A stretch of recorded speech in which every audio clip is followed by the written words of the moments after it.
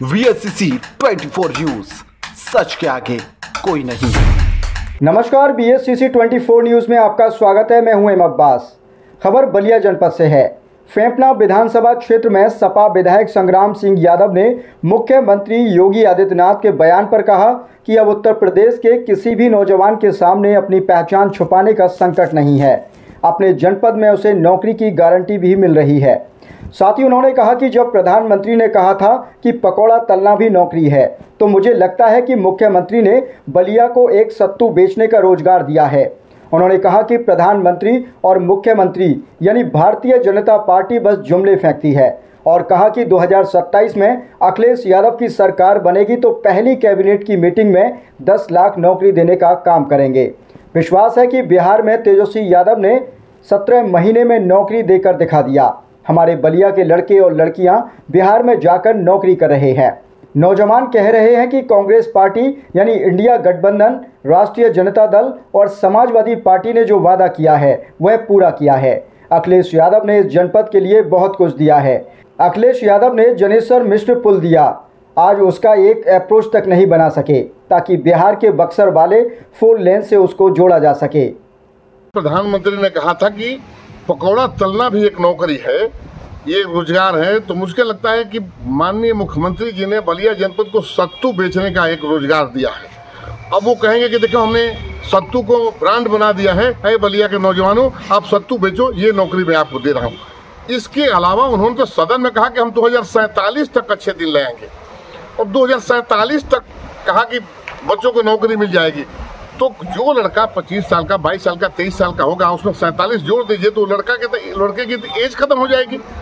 और कितने लोग जो आज देख रहे हैं प्रधानमंत्री मुख्यमंत्री को, पता चले कितने लोग इस धरती पर नहीं रहेंगे। तो ये भारतीय जनता पार्टी केवल जुमला फेंकती है, शगुफे देती है और आने वाले चुनाव में ये लोकतंत्र कहता है बाबा साहब का कि केवल 5 साल के लिए जनता हमें मौका देती है, मुझे 5 साल का हिसाब देना चाहिए। 5 साल के बाद अगर आप कहते हैं तो राजतंत्र होता है। इसका मतलब आपने वोट चोरी करके ये व्यवस्था कर लिया है कि हमेशा हम 50 साल तक हम ही रहेंगे। कोई नहीं कह सकता कि हम 5वें साल के बाद हम होंगे कि नहीं होंगे। ये जनता कहेगी, जनता करेगी, जनता के हाथ में है। तो आप 47 तक का विजन कैसे बना सकते हैं? आप 5 साल का विजन बताइए कि आपने इस 10 सालों में क्या किया, आपने 11 साल में क्या किया। आपको उतना ही मौका मिला है, उसके बाद चुनाव होगा और चुनाव के बाद 2027 में आप बदल जाएंगे। 2027 में अखिलेश यादव जी की सरकार बनेगी तो जो आप कह रहे हैं कि हम वहीं नौकरी दे देने काम करेंगे, अखिलेश जी ने कहा है कि हमारी सरकार बनेगी और हम 2027 में पहली कैबिनेट में 10 लाख नौकरी देने का काम करेंगे। विश्वास इसलिए है कि तेजस्वी यादव ने 17 महीने में नौकरी दे करके दिखा दिया।